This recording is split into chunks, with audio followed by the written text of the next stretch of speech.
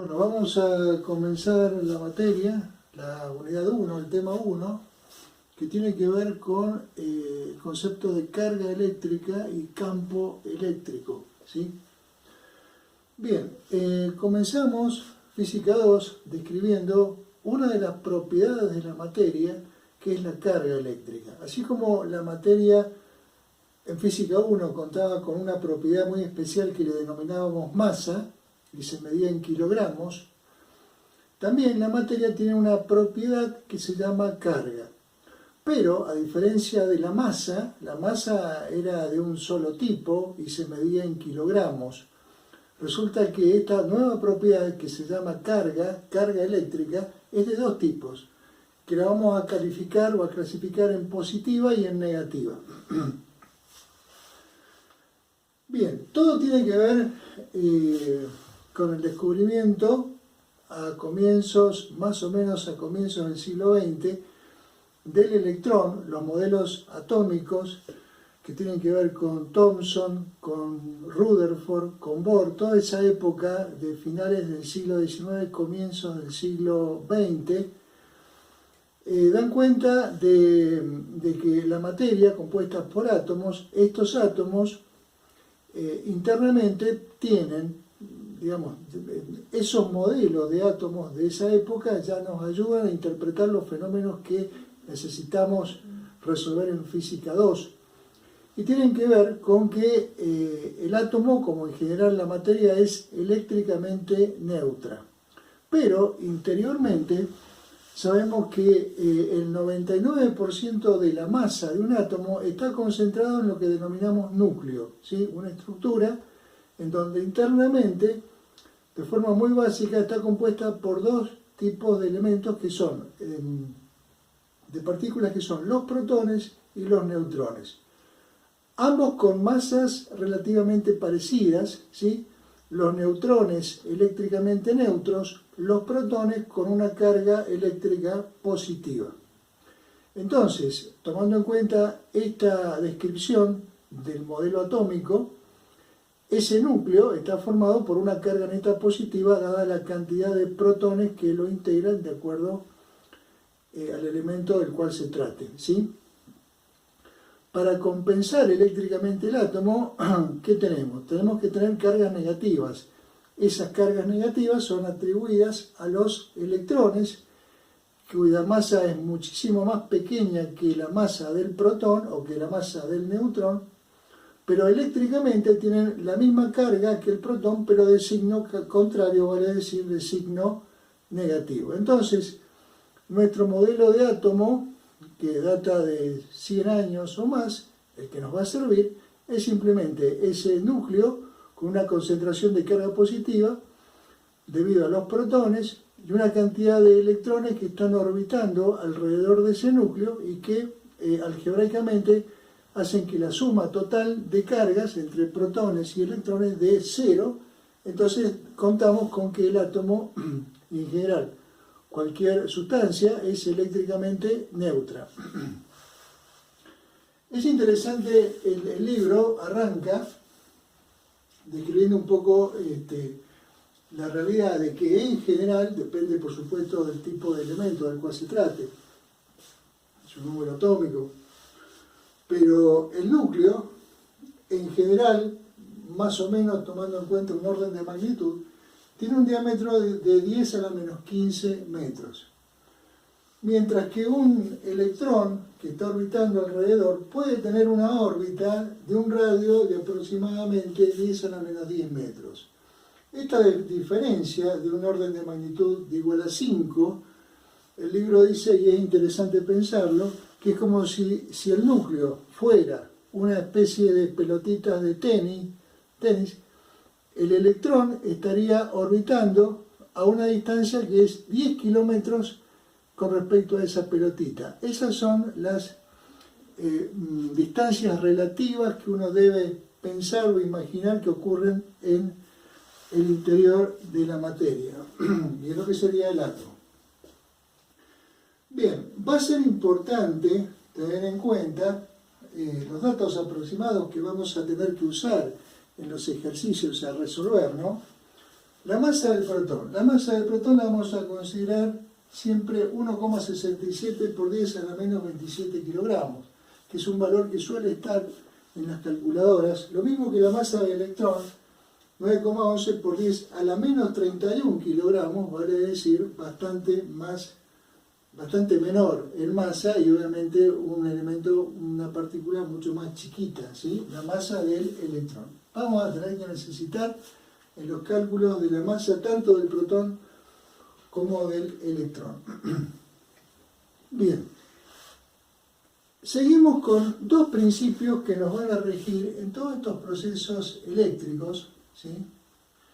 Que tienen que ver con lo que se llama principio de conservación de la carga y principio de cuantización de la carga. Recordemos que estamos entrando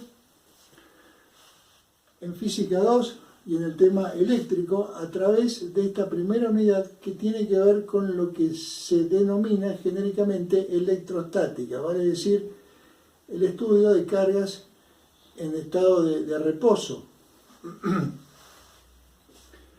Y en tal sentido, vamos a ver qué tiene que ver esto del principio de conservación de la carga. Si nosotros estamos considerando que cualquiera sea el elemento de la tabla periódica, por cada protón que yo tengo en el núcleo, yo tengo un electrón orbitando, y entonces si decimos que la carga del protón positiva es en magnitud el mismo valor que la carga del electrón, pero negativa, entonces el átomo, y en general todo lo que está compuesto por átomos, vale decir toda la materia, termina siendo eléctricamente neutro.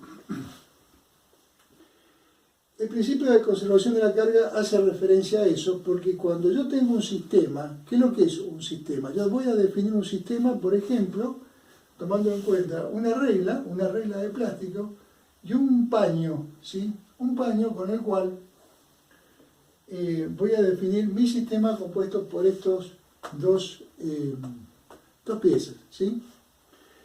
Eléctricamente son neutras, ¿sí? Porque cada uno de los átomos que conforman la regla de plástico y el paño, de alguna piel, alguna lana, propia de los procesos electrostáticos, para poder cargar una regla, de la misma manera que es muy común cargar una regla frotándosela en el pelo. Bueno, acá lo mismo. El sistema es eléctricamente neutro, está bien, porque por cada átomo de la regla o del paño yo sé que tengo un equilibrio entre electrones y protones.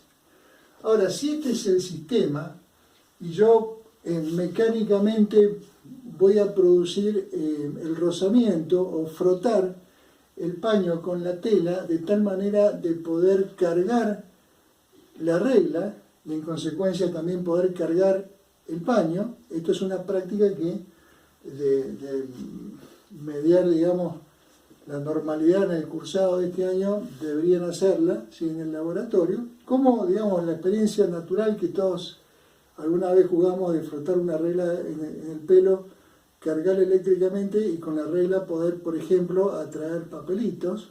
Ese mecanismo ya lo vamos a ver, ya lo van a ver en la práctica. Bien, lo que estamos haciendo es mecánicamente poder cargar ambos cuerpos.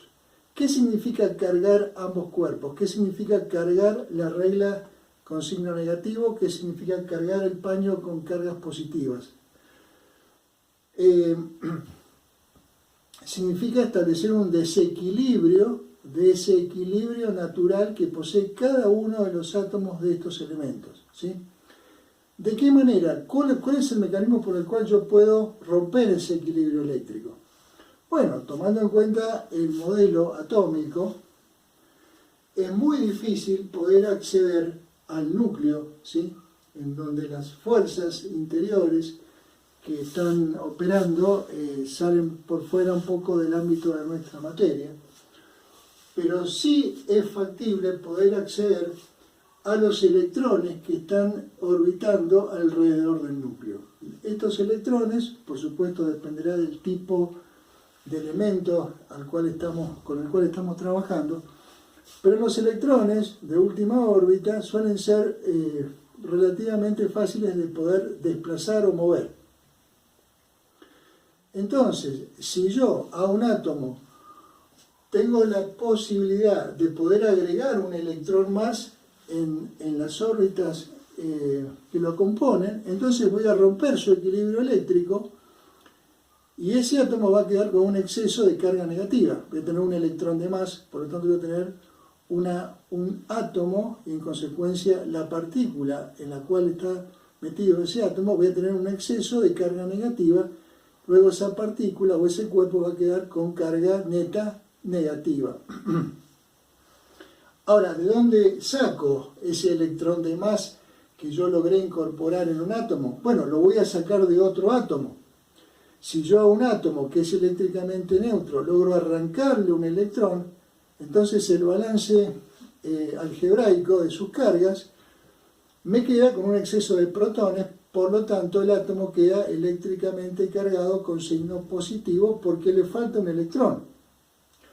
Bien, en consecuencia, en principio todo es eléctricamente neutro, pero si por ejemplo, como consecuencias de frotar este paño con esta regla, yo puedo romper ese equilibrio eléctrico, en definitiva lo que puede haber ocurrido es que muchos de los electrones del paño han sido arrancados mecánicamente y han sido incluidos como exceso de electrones en los átomos de la regla. Y en consecuencia, esta regla queda eléctricamente cargada, con un signo negativo, por exceso de electrones.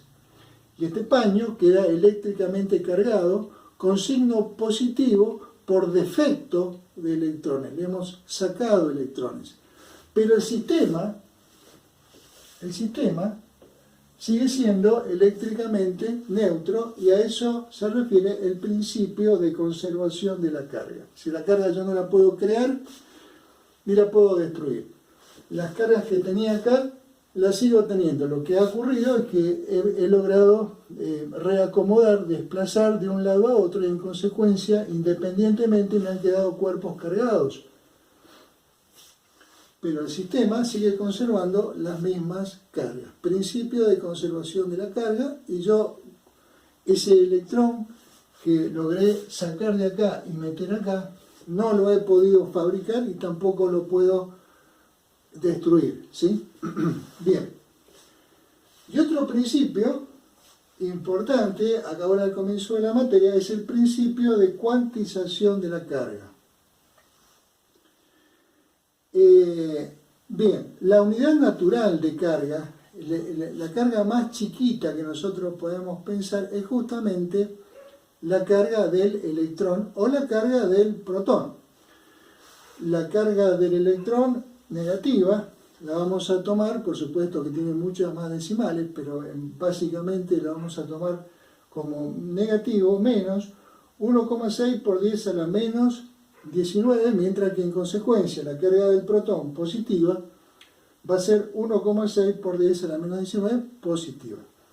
La C es la unidad de carga, como digo, que se llama Coulomb, cuya unidad, el Coulomb, lo vamos a definir en otra parte de la materia. Pero por ahora, esta propiedad que se llama carga y que tiene que ver con la existencia de protones y electrones, propiedad de la materia, tiene una unidad de medida que es el Coulomb. Y esto tan chiquitito es la carga del electrón o la carga del protón en valor absoluto.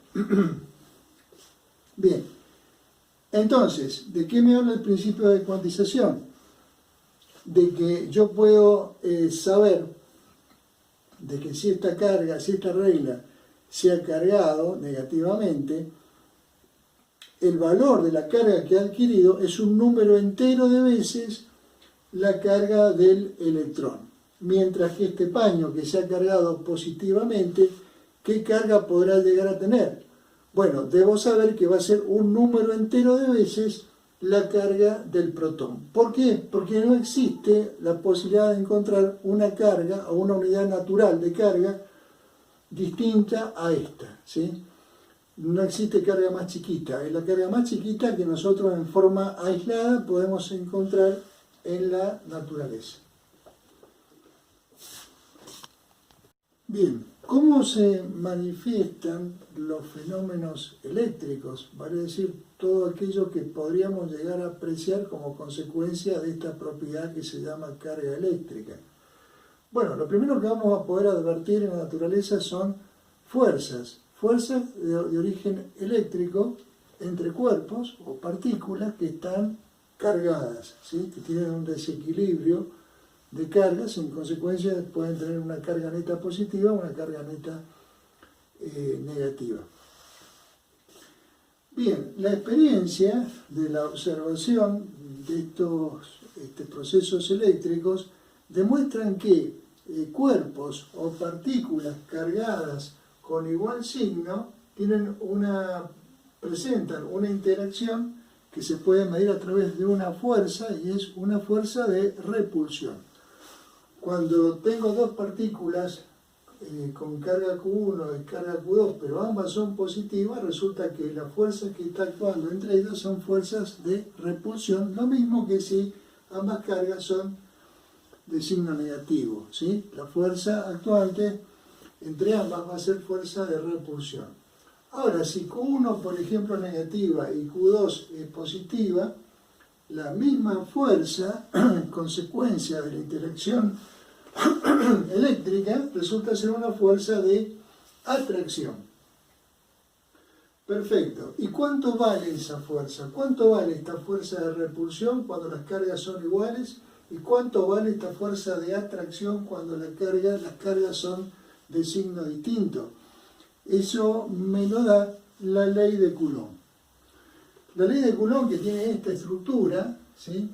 En donde F es fuerza. ¿Fuerza qué de la fuerza? La fuerza, recordemos que es una cantidad vectorial, ¿sí? Lo que la ley de Coulomb me va a medir es la magnitud de la fuerza, la magnitud de ese vector fuerza. La dirección y el sentido ya vamos a ver cómo lo vamos a definir. Pero la magnitud del vector fuerza me lo da la ley de Coulomb. Es interesante recordar que la magnitud de un vector es siempre un valor positivo, es lo que mide, por decirlo de alguna manera, el vector, es un valor positivo. Coulomb establece que la fuerza es directamente proporcional al valor en coulombios de las cargas que están interactuando e inversamente proporcional al cuadrado de la distancia que las separa. Esta distancia R es la que está metida en el denominador, ¿sí? K es una constante que me permite conocer el valor en Newton de esa fuerza de interacción, y ese valor de la constante K, que nuevamente tiene un montón de decimales, pero a los efectos clásicos, o a los efectos prácticos, mejor dicho, lo vamos a tomar como 9 por 10 a la 9, ¿sí? 9 por 10 a la 9, Newton por metro cuadrado sobre Coulomb cuadrado. Está bien, porque si acá ponemos Newton por metro cuadrado sobre Coulomb cuadrado, el metro cuadrado se me va con el metro cuadrado de acá abajo, Coulomb al cuadrado en el denominador se me va con Coulomb por Coulomb, y lo que me queda es Newton. Efectivamente la fuerza se mide en Newton. Y esta constante K, que vale de nuevo 9 por 10 a la 9, también se la suele colocar de esta manera, ¿sí? Como una constante en función de otras constantes, es decir, 1 sobre 4 por pi por epsilon 0. Epsilon, esta manera de poner el valor de K, por ahora nos es indiferente, pero más adelante va a ser importante, va a ser práctico que en lugar de poner en esta expresión K, pongamos 1 sobre 4 pi epsilon 0. Epsilon se denomina permeabilidad eléctrica y el subíndice 0 es porque está referido al vacío, que prácticamente es lo mismo que el aire, ¿sí? Entonces, este valor de la constante K es para el vacío, porque el epsilon 0, que está incluido en ello, que es un valor 8,85 por 10 a la menos 12, hace referencia a que el ámbito donde estamos probando, donde estamos experimentando, es el vacío. Entre una carga y otra hay vacío o aire, que es más o menos lo mismo. Para ese aire o vacío tomamos un epsilon 0 igual a este valor permeabilidad eléctrica del vacío. Si en lugar de vacío tuviésemos algún otra sustancia en el medio, bueno, deberíamos cambiar ese epsilon 0 por el epsilon del ámbito del lugar en donde estemos experimentando. Bien, entonces, de nuevo, importante. ¿Cuánto vale Q1? ¿Cuánto vale Q2? Es el valor de las cargas que estamos con las cuales estamos experimentando, ¿sí? Ahora, estas dos cargas son positivas, y si yo coloco acá el valor de las cargas positivas, más por más, en signo digo, va a ser positivo. Si ambas cargas son negativas, menos por menos sigue siendo positivo. Ahora, si una carga Q1 es negativa y Q2 es positiva, este producto es negativo, y la fuerza me va a dar con signo negativo.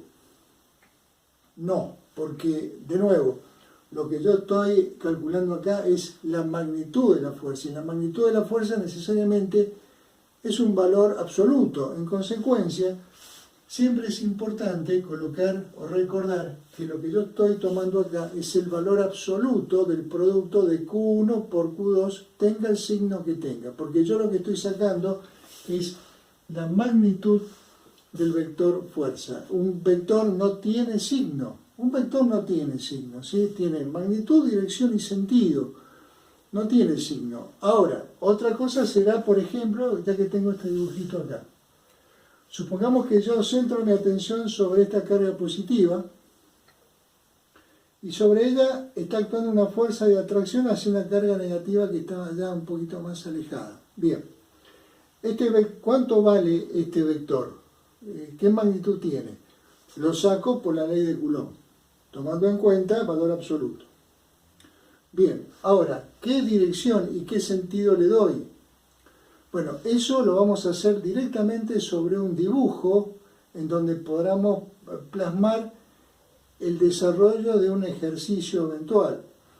Entonces, si yo quiero decir para dónde apunta, cuál es la dirección y el sentido de este vector fuerza, cuya magnitud la calculé por ley de Coulomb, lo que voy a tener que hacer es valerme de un sistema de referencia, de un sistema cartesiano. Entonces también yo puedo, si mi objeto de estudio es esta carga, yo puedo centrar acá un sistema de referencia, XY. Entonces, con respecto al sistema de referencia, yo podré decir que la fuerza que está actuando sobre esta carga tiene una componente en X positiva, llamémosle F sub X, y una componente en Y, que también será positiva, ¿sí? Componentes positivas, vectores positivos, ¿sí?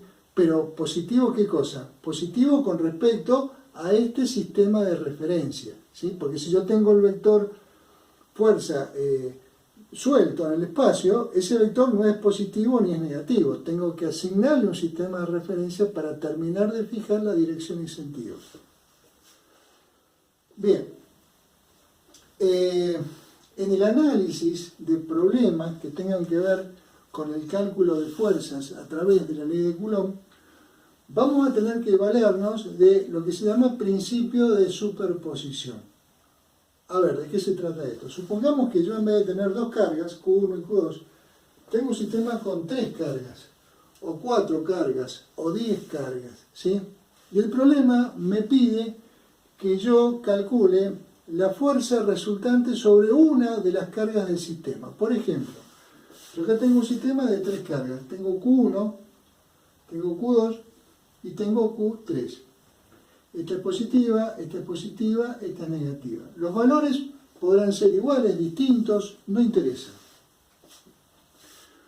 Y si la pregunta es, ¿cuál es la fuerza resultante que actúa sobre Q1 como consecuencia de su interacción con Q2 y con Q3? Yo tengo que usar la ley de Coulomb. ¿De qué manera? Bueno, primero voy a trabajar, por ejemplo, con la interacción entre Q1 y Q2. Entre Q1 y Q2 yo tengo una fuerza. ¿Cuánto vale? La fuerza F, le puedo llamar la fuerza que la carga 2 hace sobre la carga 1, fuerza 2,1, es K por Q1 por Q2 en valor absoluto sobre la distancia que la separa, que he llamado R21 al cuadrado. Yo saco entonces la magnitud de este vector fuerza por la ley de Coulomb. En otro cálculo hago lo mismo con respecto a la interacción que mi carga Q1 tiene con Q3. La fuerza le voy a llamar F31, de nuevo por Coulomb, tomando en cuenta valor absoluto, yo saco el módulo de la fuerza F31.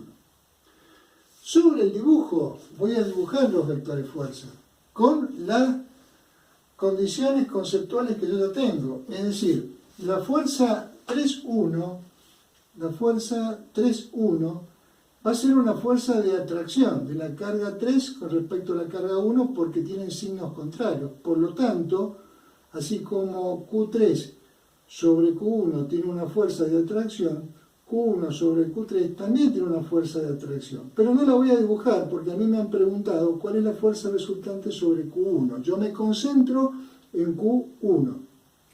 Entonces, esta fuerza que he calculado por la ley de Coulomb, la voy a dibujar sobre la gráfica apuntando hacia Q3 porque tienen signos contrarios y la fuerza va a ser de atracción. ¿Sí? Bien, en la otra parte del cálculo yo había calculado por Coulomb la fuerza 2,1. La fuerza 2,1 calculo y saco en Newton el valor de una fuerza que la voy a dibujar sobre la gráfica cartesiana, tomando en cuenta que sobre Q1 la carga Q2, que es también positiva, va a ejercer una fuerza de repulsión, ¿sí? Si es de repulsión, las dos son positivas, la fuerza va a apuntar en este caso hacia arriba. Entonces, con el concepto de repulsión o de atracción, de acuerdo al signo de las cargas, yo sobre el dibujo puedo dibujar dirección y sentido de las fuerzas cuya magnitud calculé por la ley de Coulomb. En consecuencia, el principio de superposición me habilita a que yo hago cálculos individuales de interacción entre dos cargas, ¿sí? Entre Q1 y Q2, entre Q1 y Q3, entre Q1 y Q4, entre Q1 y Q5, todas las Q que haya en el sistema, y a mí me interesa la resultante sobre Q1. ¿Cuánto va a valer la resultante? Bueno, por Pitágoras tendré que después componer la sumatoria de los efectos de ambas cargas que están en estas dos fuerzas para terminar dando una fuerza total cuyo módulo, dirección y sentido yo lo calculo en función de la gráfica cartesiana, aplicando Pitágoras, averiguando el ángulo que tengo acá en función del arco tangente del cateto opuesto sobre el cateto adyacente, etc. ¿Sí? Ya a partir de acá es un problema más bien trigonométrico. El concepto de fuerza eléctrica le sigue el concepto de campo eléctrico. ¿De qué se trata? Bien, volvemos a nuestro modelo de dos cargas que se van a calificar como cargas puntuales, porque uno las supone muy pequeñitas, ¿sí? De hecho, eso ya lo vamos a aclarar, pero la ley de Coulomb, que está planteada acá, por ejemplo, hace referencia a dos cargas que son cargas puntuales, pequeñitas.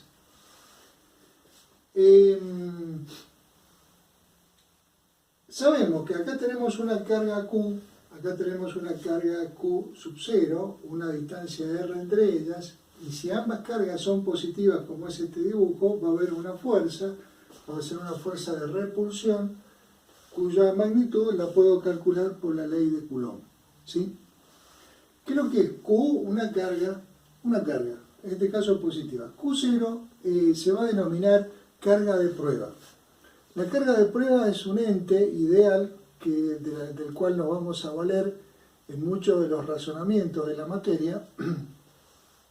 Se la suele denominar con Q sub 0, suele ser por lo general positiva, y la característica es que es una carga muy pequeña, es muy pequeña en tamaño, es una partícula extremadamente pequeña, con una carga en coulombios también extremadamente pequeña, a los efectos de no perturbar el entorno eléctrico que estamos trabajando.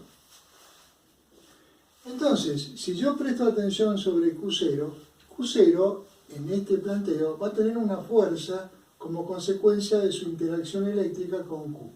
Como ambas cargas son positivas, la fuerza va a ser de repulsión. Yo acá he dibujado la fuerza sobre la carga de prueba, no he dibujado la fuerza sobre Q porque estoy prestando atención sobre el efecto que esta carga hace sobre Q0. ¿Cuánto vale la fuerza? Aplico la ley de Coulomb tomando en cuenta siempre el valor absoluto de ese producto. Bien. Ahora, ¿qué pasa si quito Q0 del pizarrón, que sería el caso que tenemos acá? Si yo quito Q0 del pizarrón, lo que me queda en lugar de Q0 es un punto. Bien, en ese punto yo no puedo observar ninguna fuerza actuante porque no tengo carga. Yo cuando tengo carga puedo observar la fuerza, pero si yo no tengo carga, no tengo nada sobre qué poder medir una fuerza. Bien, pero evidentemente yo sé que si en este segundo dibujo yo pongo Q0, Q0 se va a ver acelerada como consecuencia de una fuerza hacia la derecha por efecto de la interacción eléctrica, ¿de acuerdo? Bien, quiere decir que en este punto yo tengo un fenómeno eléctrico que está en el entorno de la carga Q, y esa propiedad eléctrica del entorno de Q que hace posible pensar que si yo pongo una carga acá, esa carga va a sufrir una fuerza eléctrica, esa propiedad que yo tengo acá se llama campo eléctrico, que se va a anotar con la letra E mayúscula y una rayita arriba porque ese campo eléctrico también va a ser una cantidad vectorial. Ahora, yo el campo eléctrico acá no lo veo, pero sé que existe, ¿sí? ¿Cómo hago para detectar la existencia del campo eléctrico? Pongo en su lugar una carga. Si la carga se acelera, es porque en el lugar hay un campo eléctrico. ¿Cuál es la carga que pongo para detectar el campo eléctrico? Una carga de prueba, una carga pequeñita.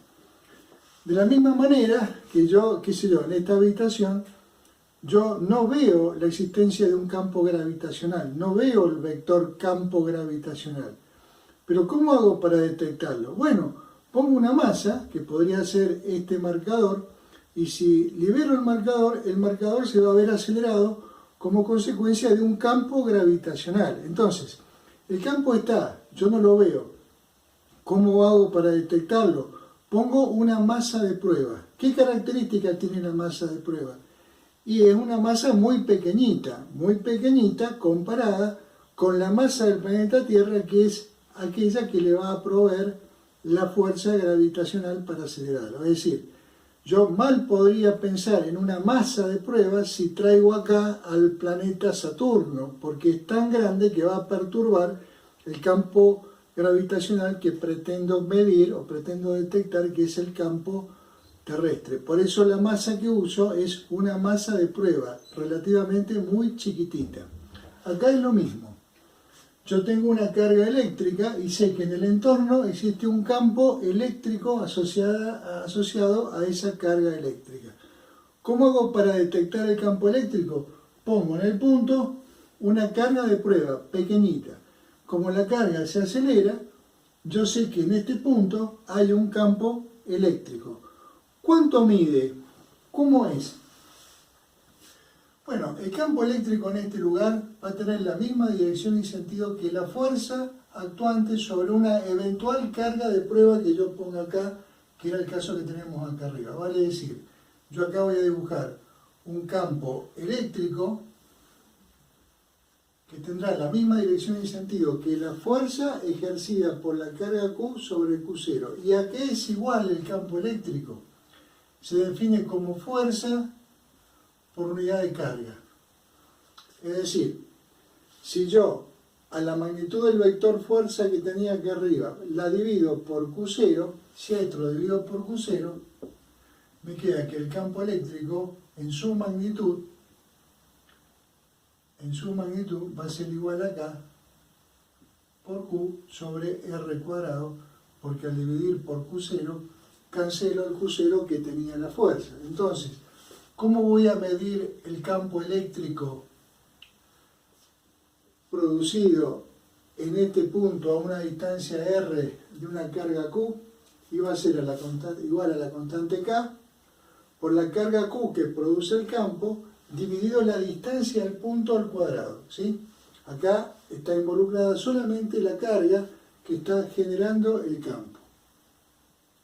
Y la dirección y sentido del campo eléctrico sería la dirección y sentido de la fuerza eléctrica que estaría sufriendo en el punto una carga Q sub 0 de prueba positiva. Bien, eso quiere decir que si, por ejemplo, yo tengo una carga puntual negativa y a una cierta distancia R me pregunto por el campo eléctrico que está actuando en un punto como este, ¿yo qué tengo que hacer? Tengo que colocar en el punto una carga de prueba. La carga de prueba Q0, como consecuencia que es positiva, va a sufrir una fuerza de atracción con respecto a la carga negativa. Entonces, ¿cuál es el sentido, la dirección y sentido de la fuerza que se ejerce sobre la carga de prueba? Y va a ser de atracción hacia la carga Q. Por lo tanto, el campo eléctrico va a ser igual a la fuerza actuante sobre una carga de prueba sobre Q0. ¿Cuánto vale la fuerza actuante sobre la carga de prueba? K por Q por Q0 sobre R cuadrado, sobre Q0.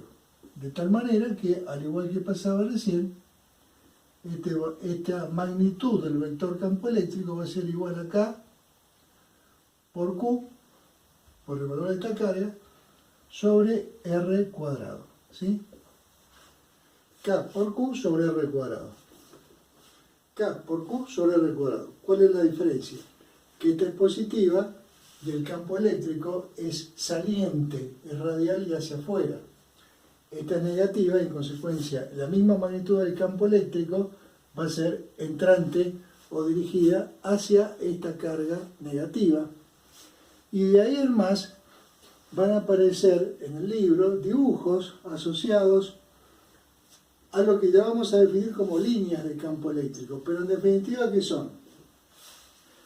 Tiene que ver con el concepto de que si yo tengo una carga puntual positiva, las líneas de campo son salientes. ¿Por qué? Porque si yo pongo acá una carguita de prueba positiva, la fuerza que va a sufrir va a ser saliente, hacia afuera, ¿sí? Entonces, las líneas de campo eléctrico van a seguir esa dirección. Mientras que, si yo tengo una carga puntual negativa, sería este dibujo, las líneas de campo eléctrico asociadas a esa carga puntual negativa van a ser entrantes hacia ella. ¿Por qué? Porque basta pensar en esta carguita de prueba positiva para pensar que esa carguita se aceleraría como consecuencia de fuerzas de atracción que van hacia la carga negativa. Entonces, bueno, cuando yo tengo una carga positiva, imagino líneas de campo eléctrico que salen de ella. Cuando tengo cargas puntuales negativas, pienso en líneas de campo que son radialmente ingresantes hacia esa carga puntual negativa. Finalmente, para terminar con esta pizarra, es interesante ver el tema de esto que llamamos cargas puntuales, ¿sí? La ley de Coulomb, que acá está escrita en varias partes, hace referencia a una Q por otra Q sobre la distancia al cuadrado. Bien, pero esa ley de Coulomb sirve solamente cuando las cargas son puntuales, vale decir, son puntitos. ¿Qué es lo que es un punto? Bueno, un punto es una entidad abstracta que no tiene tamaño, no tiene volumen. digamos, desde el punto de vista matemático, geométrico, es un ente que no tiene, no tiene radio ni tiene volumen. No es, ni siquiera es muy pequeñito, ¿sí? Ahora, cuando yo estoy hablando de partículas que funcionan como partículas cargadas, que funcionan como cargas puntuales, evidentemente cuando digo carga puntual, estoy pensando en una carga de dimensiones muy, muy pequeñas, ¿sí? No cero, pero sí, sí, muy pequeñas. Ahora, la cosa es, ¿qué es lo que es muy pequeño y qué es lo que es no tan pequeño? Bueno, todo tiene que ver con el tema de la distancia r, ¿sí? Por ejemplo, esta carga positiva y esta carga negativa son puntuales. Bueno, yo las he dibujado y no las he dibujado tan chiquitas, ¿sí? Esto es chiquito, pero no tan chiquito, parece una pelota de ping-pong. Y esto también, no es muy grande, pero tampoco es tan chiquito, ¿sí? Otra pelota de ping-pong. Estas dos cargas, ¿serían cargas puntuales las que yo he dibujado en el pizarrón? Bueno, todo tiene que ver con la posibilidad de usar la ley de Coulomb. Si esta carga es positiva y esta carga negativa, ya que las tengo dibujadas, van a experimentar entre ellas una interacción a través de fuerzas, ¿sí? Fuerzas que ¿cuánto vale esta fuerza de interacción entre ambas cargas? Y esta fuerza, por ley de Coulomb, su magnitud va a ser el valor de K por, supongamos que a esta le llamo Q1 y a esta le llamo Q2. K por el valor absoluto del producto entre Q1 y Q2 sobre la distancia al cuadrado. ¿Cuál es la distancia al cuadrado? La distancia entre ambas cargas. Y ahí está la situación. ¿Cuándo las cargas van a ser puntuales? Cuando su tamaño sea relativamente despreciable con respecto a la distancia que las separa. Es decir, yo puedo pensar que una pelota de fútbol es una carga puntual. A ver, si yo pongo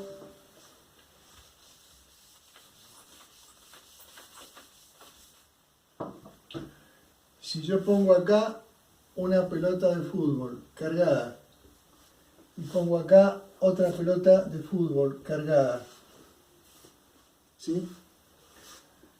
Ambas cargas son puntuales y yo diría que no, son muy grandes para ser consideradas como un punto. ¿Por qué? Porque es imposible, en este caso, poder resolver cuánto vale la distancia entre ellas. ¿Cuál es la distancia entre ellas? Podría ser esta, podría ser de centro a centro, podría ser de este extremo al otro extremo. No queda claro cuál es la distancia única que separa dos cargas muy pequeñitas separadas en el espacio. Ahora, si esta pelota de fútbol y esta otra pelota de fútbol, que no son cargas, evidentemente no son cargas puntuales en este pizarrón porque las separo a una distancia muy pequeña, yo las separo varios kilómetros, una distancia tan grande que una de estas pelotas yo la miro desde la otra y la veo como un punto muy pequeño. Evidentemente estas dos esferas relativamente grandes pasan a ser cargas puntuales como consecuencia de que su tamaño, su diámetro es despreciable con respecto a la distancia r que las separa. Entonces, bueno, en la medida que las cargas son pequeñas con respecto a la distancia que las separa, la distancia la puedo considerar única, las cargas las puedo considerar puntuales y la ley de Coulomb estaría funcionando en consecuencia. Y para terminar esta clase de hoy, vamos a ver que el mismo principio de superposición que usábamos para poder evaluar la suma vectorial de aportes de fuerzas, en el caso de que yo tenga que evaluar cuál es la fuerza resultante sobre una carga en particular que me interesa, lo mismo va a ocurrir con los vectores campo eléctrico. Es decir, supongamos un sistema de cargas como en este dibujo, referido a un sistema cartesiano, XY. Yo tengo tres cargas, Q1, que está en el origen, Q2, que tendrá alguna posición en X y en Y, y Q3, que está sobre el eje X. Por ejemplo, ¿sí? Q1 es positiva, Q2 es negativa, Q3 es negativa. Por ejemplo. A mí me interesa sobre un punto cualquiera del plano, punto P, quiero averiguar cuál es el campo eléctrico que está actuando en ese punto como consecuencia del sistema de cargas. Bien, yo no tengo una carga, ahora tengo 3 cargas. ¿Cómo hago para sacar el campo eléctrico único que hay en ese punto P? Bueno, tengo que superponer los efectos individuales de cada una de las cargas que están en el sistema. Entonces, por ejemplo, yo tengo la carga Q1. La carga Q1 sobre este punto P, ¿qué magnitud de campo eléctrico produce? Y se va a llamar E1 como consecuencia de Q1. ¿Cuánto vale? Y vale la constante K por el valor de la carga que genera el campo dividido la distancia R1 al cuadrado. Perfecto. ¿Esto qué es? Es un valor positivo porque es la magnitud de un vector. Perfecto.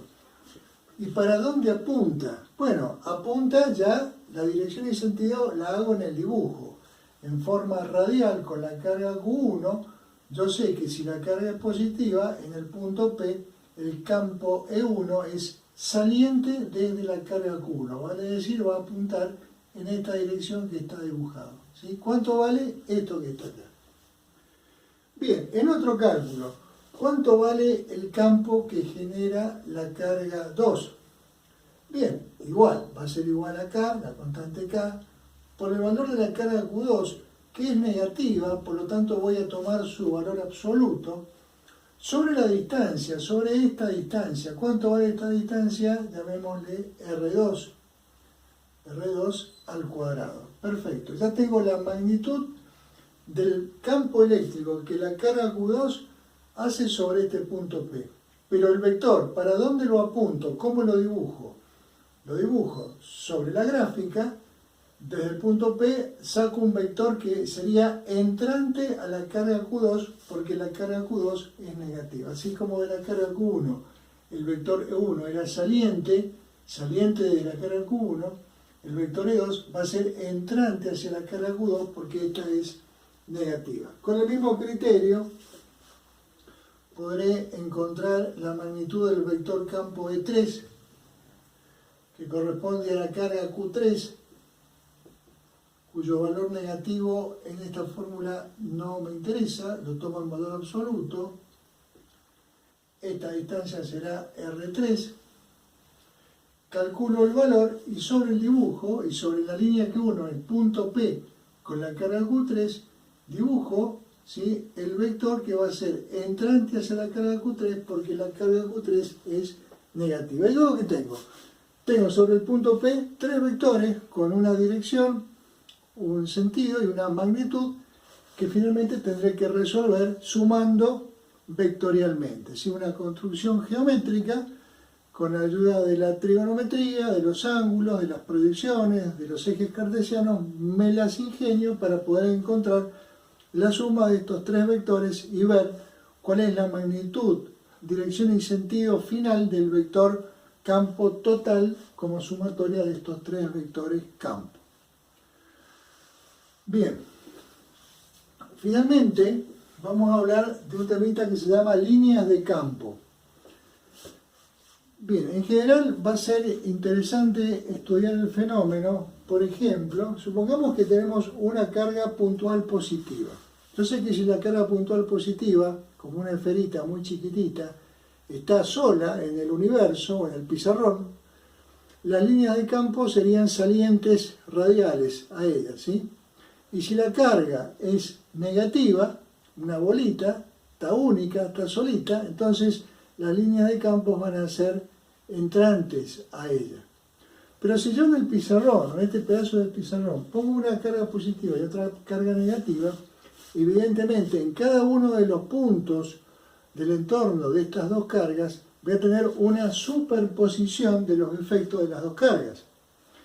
Bien, ¿eso qué quiere decir? Quiere decir que si yo en un punto cualquiera del espacio que rodea estas dos cargas, una positiva y otra negativa, coloco una carga de prueba que es muy pequeñita, que no perturba, digamos, la realidad eléctrica del entorno.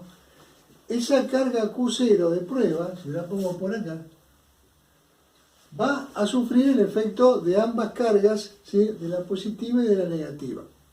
Es decir, si esta carga es positiva, carga de prueba, como consecuencia de esta carga va a sufrir una fuerza de repulsión, y esta, si es negativa, va a sufrir una fuerza de atracción.